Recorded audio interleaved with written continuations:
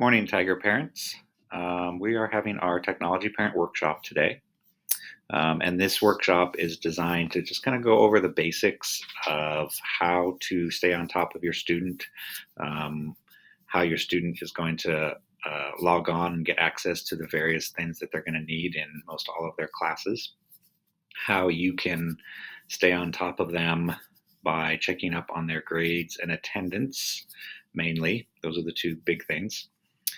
How you can stay on top of them by checking up on Google Classroom, and just some other kind of tips to help be involved and support them in any way that you can um, here at middle school. So these are the topics that we're going to go over today: ClassLink, Q Student Portal, Q Parent Portal, Google Classroom, and Gmail. So we're going to start with ClassLink.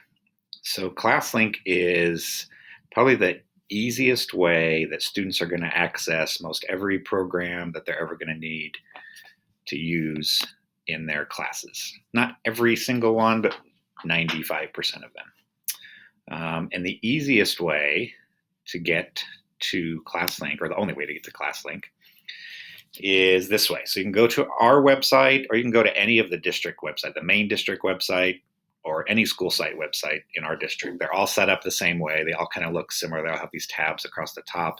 They all have these icons across the top right underneath the tabs. Then when you get down below, it starts to get to the school-specific stuff. So anyway, right here in the middle, you'll see something that says ClassLink Portal. So you click on ClassLink Portal, and it's going to ask, now this is for your student only. You won't be able to get access to this as a parent through your individual Google email. So this has to be signed in using your student's login and password. So they're going to sign in with Google. And once we get in there, it's going to have a whole bunch of apps. And it's going a little slow this morning. Okay, so it's going to have a whole bunch of apps. Now, your students probably won't have this many apps because this is mine, and being the principal, I have access to a whole bunch of stuff. A few things I probably don't even need or ever use. Anyway, but the main things in here are the Google Chrome stuff, Chrome apps. ClassLink apps is just some various apps. Flipgrid. A lot of teachers use Flipgrid. Here's the Google Apps, which we'll get to in a second. There's a different way. Your students might get to this a much different way, especially if they're using their personal computers. But this is an easy way. If you go to Google, then they have access to their Gmail, Google Classroom, Google Docs, Google Drive, Google Forms, Google Sheets, Google Slides. Here's some stuff for their science class they might get access to. NextGen Math is a math program that we use. Paper Company, Paper.co. This is a tutoring company that we use. It's 24/7. All your students have to do is go in here and they get access to a tutor, live tutor through chat. It's not live person to person, like cameras aren't used. And they can ask questions. They can go over, math problems or whatever. STEM Scopes is our science curriculum, so they might be using that a lot. And I think those are the main ones. So this is where your student's going to get access to a lot of the programs that they use. All right, so that's ClassLink. Next up is Q Student Portal and Q Parent Portal. I'm going to go over Parent Portal first, actually. But you access them both, again, using our website. So again, we're back to the website. Just to the right of where your ClassLink is Q Student Information Portals. So you're going to click on that, and this is where your student can get access to their student portal, and you can get access to Parent Portal. Now, if you already have Parent Portal, you've probably used it and you know what it's about. If you do not have Parent Portal, or you signed up for it but you haven't really used it, you don't really understand, we're going to go over it in a little bit. The way to sign up for Parent Portal is you have to come into the office for us to get you activated, because we have to verify, in order to get you the PIN number that you need to log in, we have to verify that it's actually you.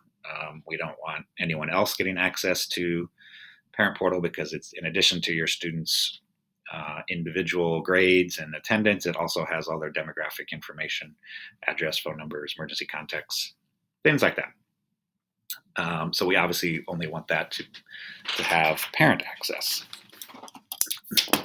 So what you're going to do is you're going to click on Parent Portal, and it will bring you to this screen right here. And you're going to input that information that you'll get from us, your ID and your password. So I'm going to show you, I have to go into a different one because I want to show you what it looks like inside, but I have to bring up a training database that we have with fake parent information.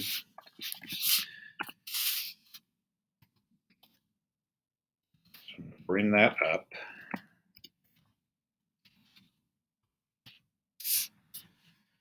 So when you first go into, the very first time you ever log into Parent Portal, it's going to ask you to read and accept the following terms of use. You can read through those. Pretty simple. And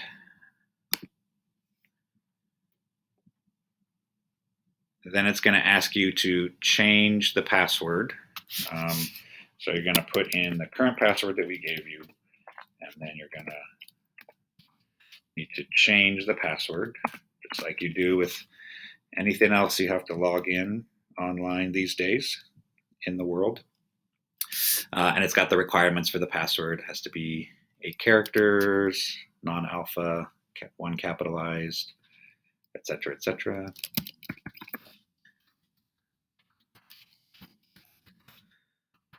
See if I can get the correct one. All right, so updates are complete.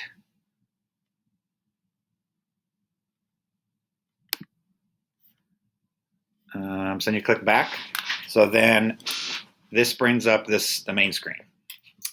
So when you log in after this, it's going to bring this up. So the nice thing about Parent Portal is it has all of your students in the district. So this fake parent happens to have an 8th grader that's here and a 6th grader at Terrace View.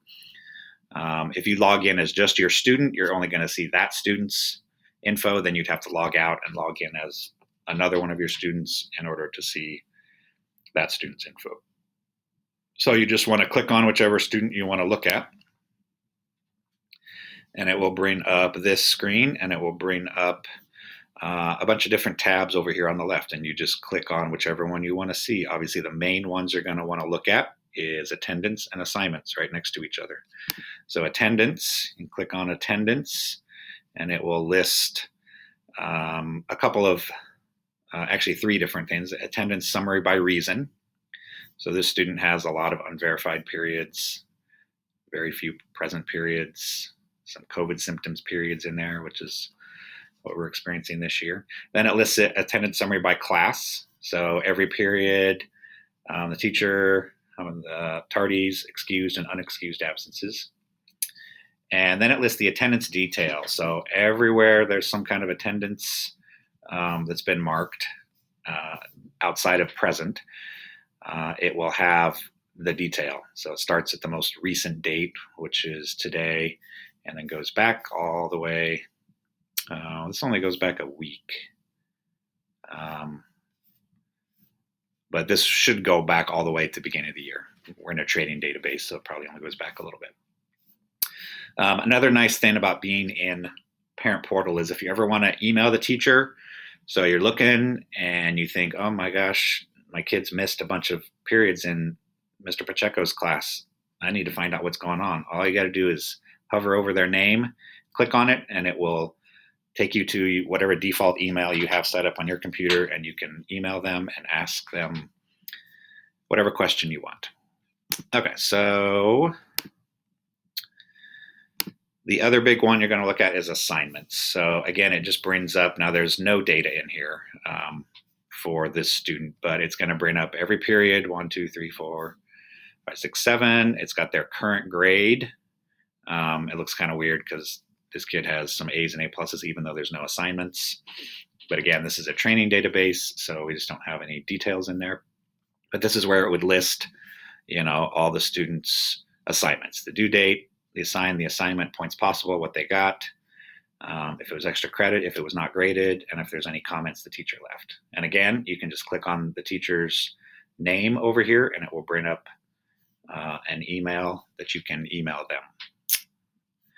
And then you're welcome to look at any of these others. Here we got behavior, their schedule, which might be important at the very beginning of the year. You can check on who you put in for emergency contacts, any health information that we have put in there from you. Demographics is just the basic, all the information about your student that we have. So that is the parent portal, and there's some school links in here as well. So this is a data for school funding, which is a form we want everybody to fill out. It helps schools be funded by the state. The more parents we get to fill this out, the more funding we get. And this is Q communication. So any message that I send to you via email or through the phone, through our system, you can go in here and look at all those messages for the whole year. And if we need to log out, we just log out. Okay, so that's parent portal. Student portal is very similar. You're going to go to our website, or any school's website, or the district website again. Go back to this screen here, and instead of clicking parent portal, you'll click student portal.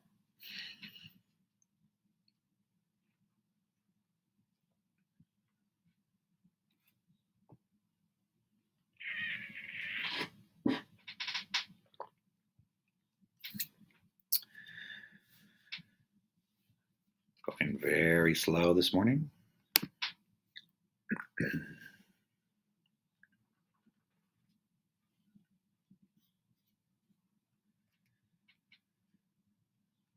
Okay, while that's loading, let's kind of move on to Google Classroom. And when that loads, I'll show you really quick what that looks like. So when you first go to Google,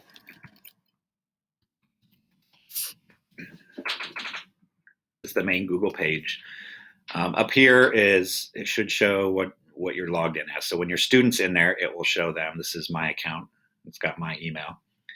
If you hover over it under your students, it will have their email, their district email there. So that's how you know that they're in their school account. A lot of students probably have personal accounts as well.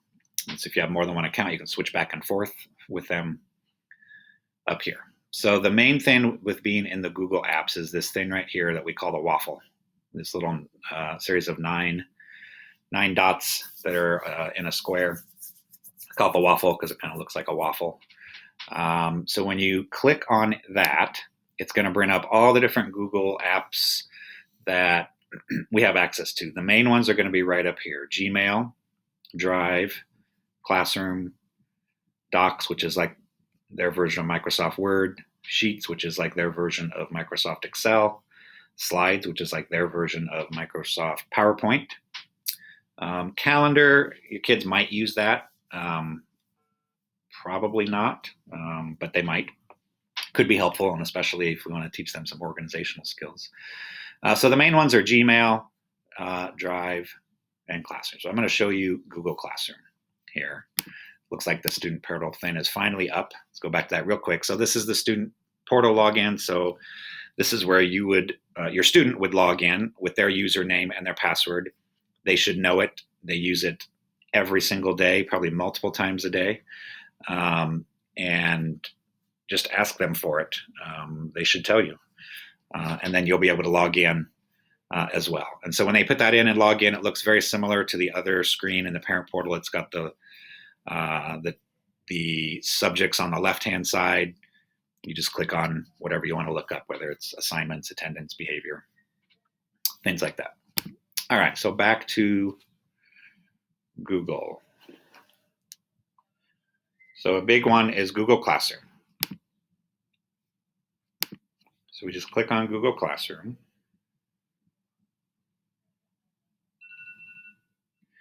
And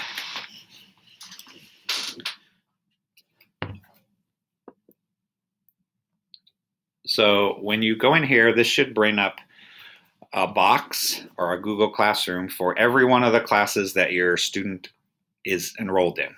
So there should be at least 7 of them for their 7 classes. And there might be a few others. If they're a 7th grader, they probably will have access to the THMS counseling den for 7th graders. There's a separate one for 8th graders. And if they're in like a club or an activity, that club or activity might have created their own Google Classroom to help share information. But at minimum, they should have 7 of these boxes in here. And so this is how they really get a lot of their assignments. And during distance learning, this is how every teacher, every student survived, because this is how they communicated. So I still have a couple of these from last year, actually just one from last year. I have Ms. Phelps' science period from last year. So we're going to go in and take a look at it. To go into the classroom, you just click on the title of it, and it brings this up. All the Google Classrooms look very similar in their template. Across the top, they have something called Stream, something called Classwork, and something called People. They all have an upcoming box here on the left, and then some information down here that the teachers put in. So the stream is just like a recent stream of information.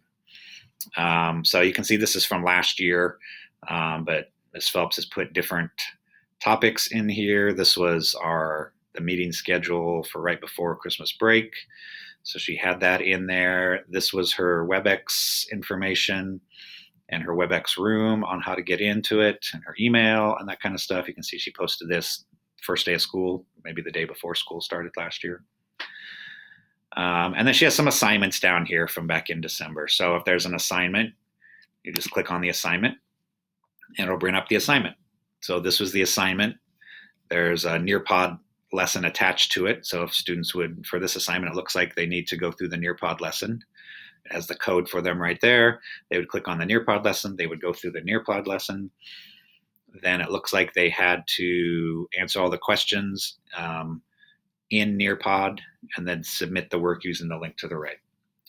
So over here, this is where they would submit their work.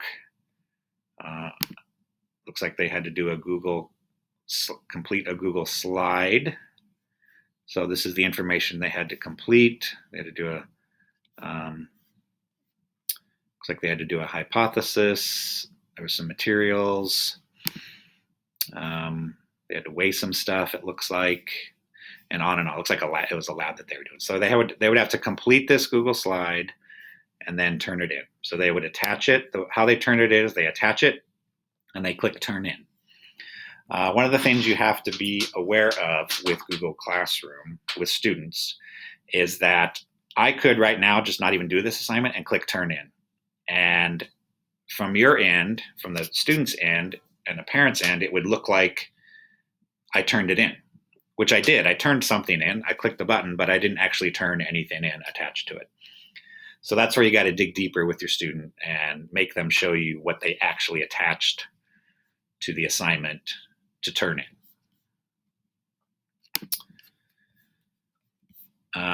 And because that gets into this over here, classwork. So this is classwork, and you can see this is the classwork for her entire first semester. So she did it by week. So every week there's different assignments, and you can just click on them. And when you click on them, it will go into that other screen that I just showed you there. And so if I click this View Your Work, this is a quick way to see your students' assignments. So this is all those assignments that were just listed that Ms. Phelps had last year, and it shows whether or not I turned them in or not. So you can see I was a horrible student and I didn't do any of this work. Hopefully this is not what you're seeing when you open your students' stuff. But again, like I said, you have to remember that if it says turned in here, all that means is that they click that button for that assignment. Doesn't mean they necessarily turned it in. actual work. So that's where you got to dig deeper and make them show, click on the assignment, read what it looks like and say, okay, show me that, worksheet you had to fill out, or that paragraph you had to write, or essay you had to write, or whatever it might be, math problems you had to do.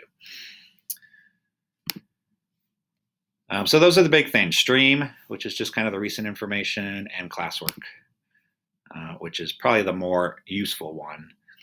And every class has a class drive folder. So if I'm asking students to fill out a form, I'm going to put it in there. So this is an easy way as a student to get to this particular class. So this is Miss Phelps's, I think it was 5th period, to get to her drive folder, which will have all the worksheets or whatever tangible things that we have to do. So these are all the assignments that I should have done but didn't do, which is why they're all shown as missing. But students can always go back in and have access to that.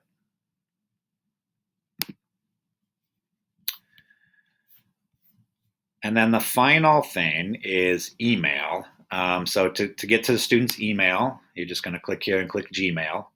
I'm not going to click it because it'll bring up my work email, but make sure, we always tell students, a lot of students kind of ignore their email because they just know to go into Google Drive or Google Classroom here to get all their information.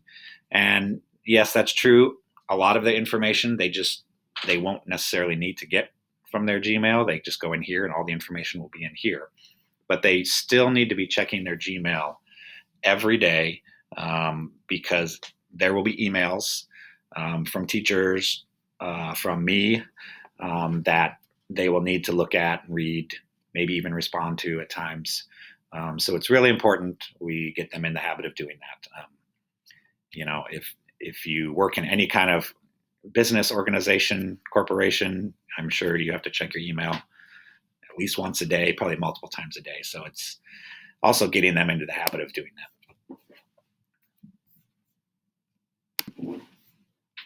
Okay, so those are the main technology components that you're going to want to be able to navigate through to help and stay on top of your student. So just kind of some other items I wanted to go over real quickly, things that you can do.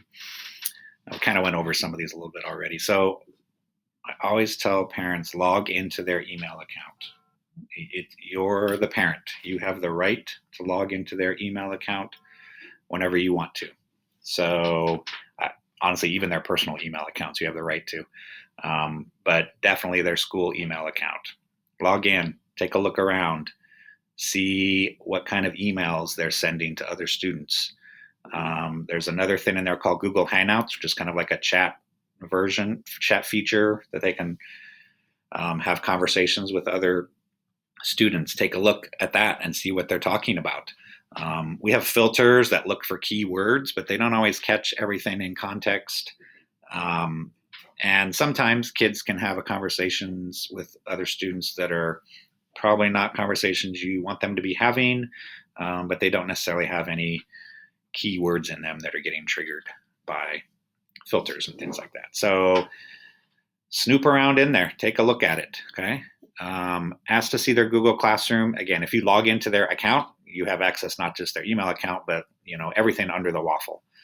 So ask, but I always tell parents, try to make them a part of this process instead of just diving in every day and snooping on them.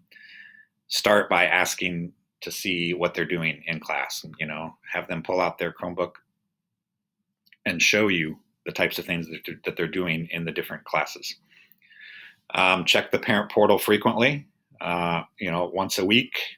I do it for my student. I have a son, he's a senior now, so he's kind of over that middle school age, of course. But I check his thing once a week just to make sure there's no missing assignments, make sure you stand on top of things. Very important to do, like I said, at least once a week. And then kind of how I mentioned before, ask them probing questions. We all know that when they get home and you ask them, what'd you do in school today? Their answer is, oh, nothing. And we all know that's not true. So you got to dig deeper. Okay. So start to ask them, about a specific period. Just pick one. Okay, tell me what you did in math today. An even better way would be to look in your parent portal and pick out a recent assignment that they did, and ask them, "Hey, I noticed that you were working on an essay last week in English. Tell me, what was that about? What did you have to write about? What was your perspective on it?" That's going to do two things. One, it's going to trigger and let them know, oh, my mom or dad are checking parent portal. I might want to make sure to stay on top of things if I know they're starting to do that. And two, it really doesn't give them an opportunity to say, oh, nothing. When you ask the question, what'd you do in school? You asked about a specific assignment, a specific question, so they kind of got to answer it at that point. And I would start out maybe with an assignment that they did well on, just to get them comfortable, because they're going to want to talk about an assignment that they did well on because they probably liked the assignment, or maybe it was easy for them. But anyway, it's going to be an easy way for them to answer that question. Then you can start transitioning into some assignments that they haven't done very well on. Oh, I noticed you had a missing assignment. Why? Tell me about that. Or I noticed you got a 5 out of 10 on that math quiz. Why'd you get a 5 out of 10? And they're probably going to say, I don't know. So then again, follow up with, make them do the work. Say, okay, tomorrow I want you to go in and talk with your teacher and ask them why you got a 5 out of 10 on that assignment. And then feel free to email the teacher and say, hey, my son or daughter is going to ask you this. You don't have to tell them that I emailed you. I'm trying to work on them with taking initiative towards, staying on top of their things, asking those types of questions. I did that multiple times with my students' teachers. My son was pretty shy, and a lot of kids this age don't really take the initiative.